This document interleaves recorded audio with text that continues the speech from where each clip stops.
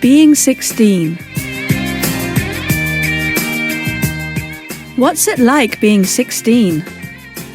It's different around the world, but there are some similarities for teenagers.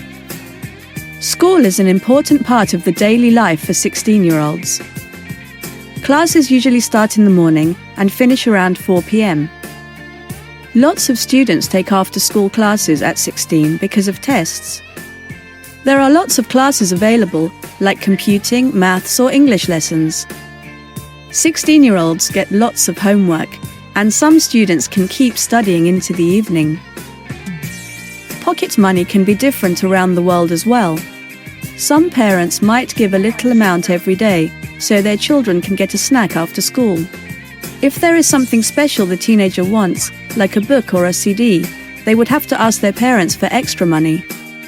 Other teenagers get pocket money for doing chores in the house. They help to clean the house and cook dinner when their parents are working late. Leisure time is different for lots of 16-year-olds. Some like to play sports with friends like football and volleyball.